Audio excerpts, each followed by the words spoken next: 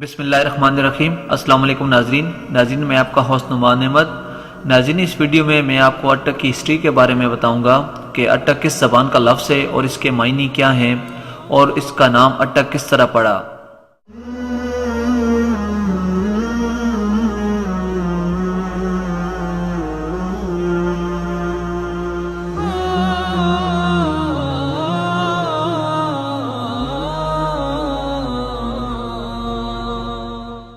اٹک پنجاب کی شمالی سرحد کا آخری ضلع ہے۔ اٹک کی تاریخ اتنی پرانی ہے جتنی سندھ میں موہنجو داڑو کی اور پنجاب میں ہڑپا اور ٹیکسلا کی۔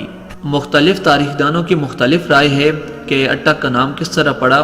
سب سے پہلے مشہور محقق مورخ قاضی عبدالعلیم اثر اخوانی کی تحقیق کے مطابق مشہور صحابی حضرت معلب رضی اللہ تعالیٰ عنہ بن ابی صفرہ رضی اللہ تعالیٰ عنہ العتکی ازدی نے 650 سے 680 میں وادی چھج کو فتح کرنے کے بعد اپنے نام سے ایک قلعہ اٹک تعمیر کروایا، جو یہ نام زمانے کے ساتھ بدلتے اٹک سے پھر اٹک بن گیا اور اسی جگہ کو اٹک پکارے جانے لگا۔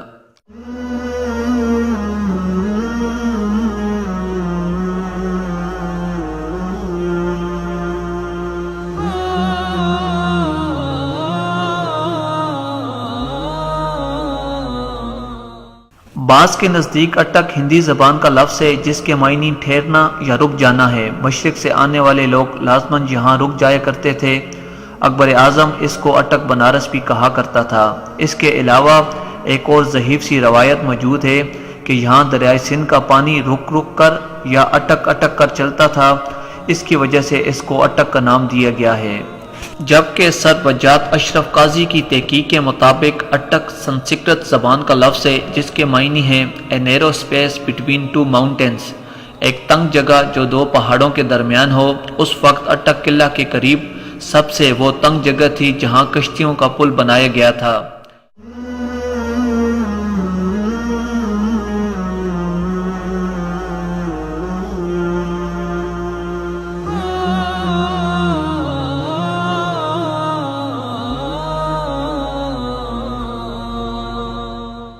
ناظرین میں آپ کو بتاتا چلوں، اٹک قلعہ اور اٹک پل کے قریب کوئی اٹک نام کی بستی موجود نہیں تھی، نہ ہے، البتہ ایک گاؤں ملائی ٹولہ موجود ہے۔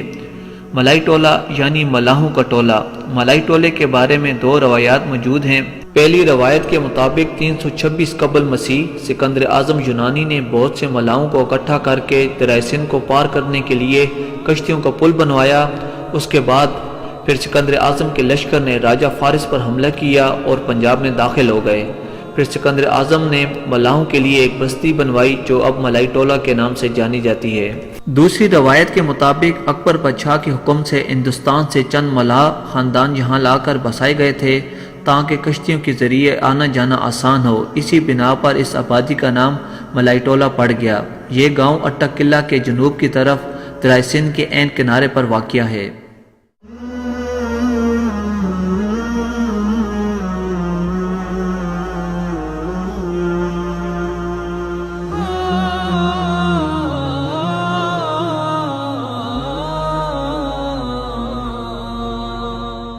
ناظرین میں آپ کو بتاتا چلوں کہ جہاں اب اٹک شہر آباد ہے، یہاں پہلے ایک بہت ہی پرانی بستی ہوا کرتی تھی جسے کامل پور سجدہ کہتے تھے۔ اس بستی کا نام ایک بزرگ پیر کامل شاہ کے نام پر رکھا گیا۔ پیر کامل شاہ کا مزار کامل پور سجدہ کے وسط میں ہے۔ مقامی روایت کے مطابق یہ بزرگ 17ویں صدی عیسوی کے وسط میں اس علاقے میں آئے۔ کامل پور سجدہ میں آبادی 17ویں صدی عیسوی کے آخری عشرے میں شروع ہوئی۔ یہاں آنے والے ابتدائی افراد میں سید رحیم شاہ تھے جن کی اولاد اس بستی میں آباد ہے۔ کامل پور سجدہ کے سادات آج بھی اپنی بستی کو گراں یعنی گاؤں کہتے ہیں۔ کامل پور سجدہ کی مشرقی جانب کینٹ چھاونی کا علاقہ شروع ہوتا ہے جو مرزا گاؤں تک پھیلا ہوا ہے۔ کامل پور چھاونی اٹرلی سینٹر یعنی پاک فوج کے توپخانے کا مرکز ہے۔ تمام سپاہی جو توپخانہ میں بھرتی ہوتے ہیں ان کی ٹریننگ یہاں ہوتی ہے۔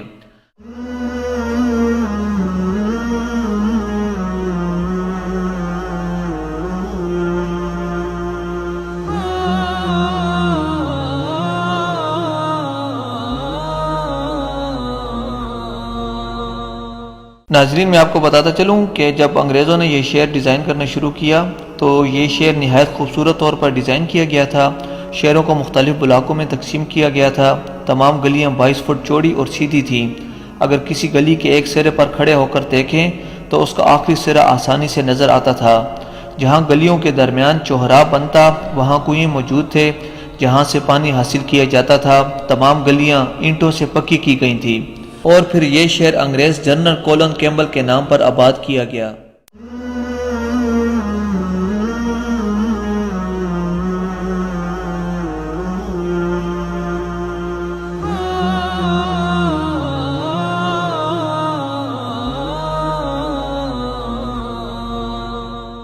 اٹک کا پرانا نام کیمل پور تھا۔ جب پاکستان میں مختلف شہروں کے نام تبدیل ہو رہے تھے تو اس وقت جنرل ریٹائرڈ اقبال خان، جن کا تعلق پنڈی کیپ سے تھا، انہوں نے گورنمنٹ کالج اٹک سے تعلیم حاصل کی تھی۔